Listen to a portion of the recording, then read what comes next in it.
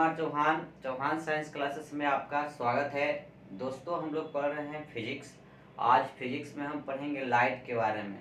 तो लाइट का हम पार्ट 1 वीडियो लेकर आए हैं। तो दोस्तों, मेरा चैनल पर पहली बार आए हैं तो मेरे चैनल को आप सब्सक्राइब करें और वीडियो को लाइक करना ना भूलें और अधिक से अधिक दोस्तों को जोड़ने का प्रयास करें। तो चलिए आते हैं टॉपिक पर। हम आज पढ़ेंगे प्रकाश। प्रकाश को हम लोग लाइट बोलते हैं। लाइट से संबंधित चीज़ों के बारे में अध्ययन करेंगे। ठीक है, तो लाइट कहाँ से उत्सर्जित होता है, लाइट प्रकाश कहाँ से निकलती है। तो प्रकाश जो निकलती है, ठीक है, एक प्रदीप वस्तु होती है, एक बिंदु स्रोत होता है, वहीं से प्रकाश क्या होती निकलती है। प्रदीप वस्तु को कहें कि वैसी वस्तु है जहाँ से प्रकाश निकलता हो, जैसे सूर्य। सूर्य से क्या होती है, प्रकाश निकलती हो। याद बोल सकते हैं, जलती हुई बल्ब, वो भी क्या है, उससे भी प्रकाश निकलता है। तो जिससे प्रकाश उत्सर्जित होती है उसे हम क्या कहते हैं, प्रदीप वस्तु कहते हैं। ठीक है, तो आज समझते हैं, चलिए प्रकाश के बारे में। तो प्रकाश होता है क्या। तो देखिए, हमारे आसपास में जो भी वस्तुएं पड़ी होती है उसको हम देख पाते हैं। ठीक है, दिखाई देता है। तो दिखाई देने का कारण क्या है, ये प्रकाश का कारण है। लेकिन प्रारंभ में पहले के लोगों का मानना था, पहले वैज्ञानिकों को मानना था कि प्रकाश जो होती है हमारी आंखों से निकलती है। लेकिन बाद में पता चला कि नहीं, प्रकाश जो होती है हमारी आंखों से नहीं निकलती है। 1021 ईस्वी में अल अल जैन नामक विद्वान ने बताया कि प्रकाश जो होती है किसी वस्तु पर पड़ती है और वस्तु पर पड़ने के बाद वो टकराती है और टकराने के बाद हमारी आंखों पर आती है, तब हम किसी वस्तु को देख पाते हैं। तो 1021 ईस्वी में अल जैन नामक, ठीक है, वैज्ञानिक ने या बोल सकते हैं विद्वान ने, उन्होंने बताया कि प्रकाश जो होता है किसी वस्तु से टकरा कर हमारी आंखों पर आती है तो हम किसी वस्तु को देख पाते हैं। ठीक है, तो इन्हीं चीजों के बारे में हम अध्ययन करेंगे बारी बारी। तो देखते हैं प्रकाश होता है क्या। तो देखिए, प्रकाश एक प्रकार की ऊर्जा है। यह प्रकाश जो होती है एक प्रकार की ऊर्जा है जिसके सहायता से हम किसी भी वस्तु को देख पाते हैं। ठीक है, ये रंग बिरंगा जो संसार है इनको हम क्या करते हैं, देख पाते हैं। लेकिन प्रकाश जो होता है अदृश्यमान है। अदृश्यमान होते हुए भी ये वस्तुओं को दृश्यमान बनाता है। कहने मतलब ये देखने की योग बनाता है। तो हम कह सकते हैं कि प्रकाश एक एनर्जी है, एक ऊर्जा है, जिसकी मदद से हम वस्तुओं को क्या करते हैं, देख पाते हैं। ठीक है, आगे बाद में पता चला कि प्रकाश जो है, ठीक है, प्रकाश द्वैत प्राकृति मतलब ड्यूअल नेचर का बना होता है। प्रकाश जो होता है द्वैत प्राकृति की बनी होती है। तो द्वैत प्राकृति का मतलब होता है कि ये दो प्रकार के कणों से, दो प्रकार के युग्मों से मिलकर बना होता है। तो जिसमें द्वैत का मतलब होता है एक तरंग और एक क्या होता है, कण। कहा जाता है कि प्रकाश जो होती है तरंग एवं कण ठीक है, प्राकृति की पाई जाती है। ठीक है, तो देखिए तरंग प्राकृति के बारे में बताए थे हाइगेंस ने बताया कि प्रकाश जो होता है तरंगों के रूप में गमन करते हैं, संचरित करते हैं। यह कब बताए थे, 1978 ईस्वी में। उसके बाद में न्यूटन ने बताया कि प्रकाश जो होता है कणों का बना होता है या कणों के रूप में गमन करता है।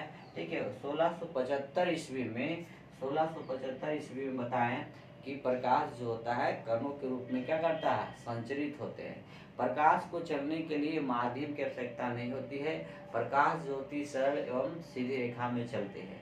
यह प्रकाश जो होता है विद्युत चुम्बकीय तरंगे होती है। ठीक है, जिस प्रकार से विद्युत चुम्बकीय तरंगों के चलने के लिए माध्यम की आवश्यकता नहीं होती है, उसी प्रकार प्रकाश को चलने के लिए माध्यम की आवश्यकता नहीं पड़ती है। अब देखिए तरंग सिद्धांत में हाइगेंस ने क्या बताए थे। हाइगेंस के अनुसार क्या था कि प्रकाश तरंगों के रूप में चलता है। इन्होंने बताया कि प्रकाश जो होता है तरंगों के रूप में चलता है। उसके बाद में दूसरा पॉइंट देखा जाए कि जब यह तरंगो बिंदु स्रोत से निकलती है तो सभी दिशाओं में प्रकाश की चाल से चलती है। मतलब कहने का मतलब है कि जो भी तरंगे निकलती है तो जब सभी दिशाओं में एक बिंदु स्रोत होगा और इस बिंदु, इनका कहना था कि एक बिंदु स्रोत से जब प्रकाश निकलती है तो ये चारों दिशाओं में निकलेगी, चारों दिशाओं में चलेगी।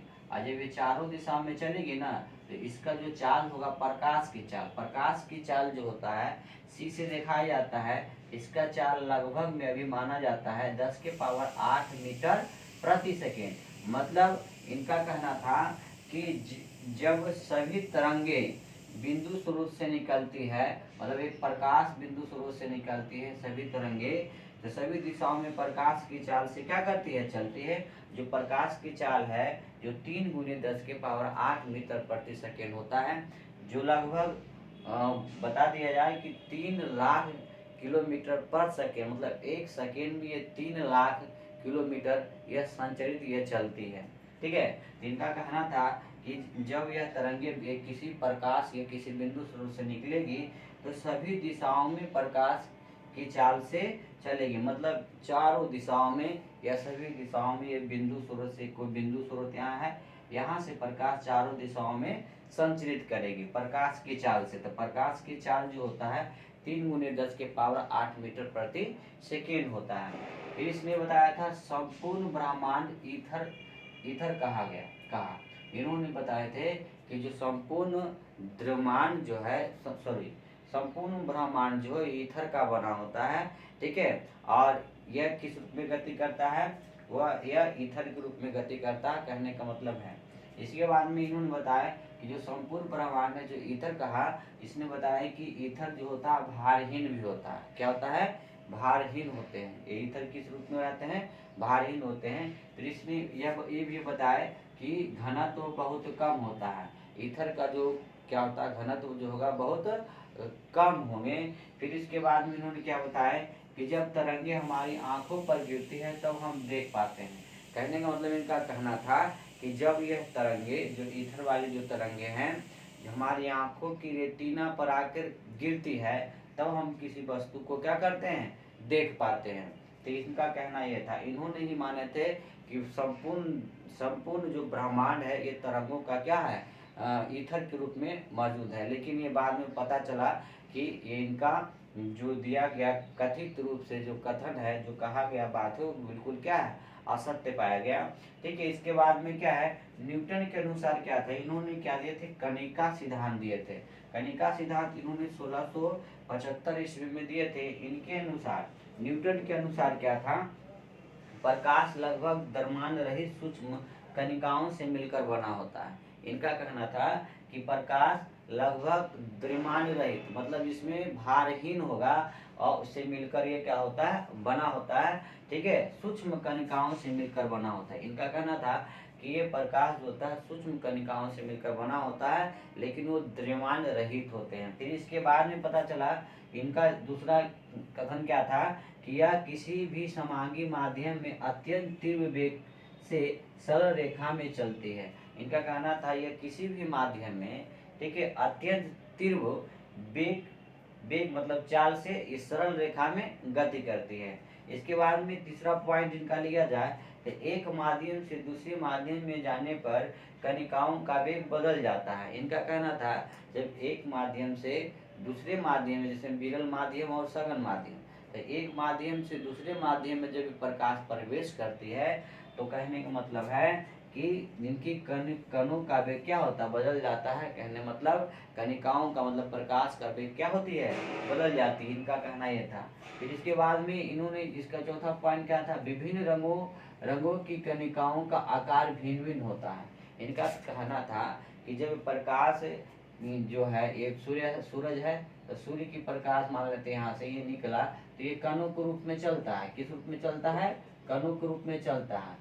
जब ये कणों के रूप में गमन करती है तो विभिन्न रंगों कण, कहने का मतलब है कि जो एक कण है, देखा गया कि सूर्य की प्रकाश जो है ये 7 रंगों का बना है और ये 7 रंगों का बना है तो ये 7 रंग अलग अलग, ठीक है, रंगों के रूप में गति करता है या अलग अलग इसमें आकार पाए जाते हैं। हर रंग का, 7 रंग का आकार क्या होगा, भिन्न भिन्न होंगे। इनका कहना ये था कि विभिन्न रंगों की कणिकाओं का आकार भिन्न भिन्न होता है, मतलब सबका अलग अलग होता है।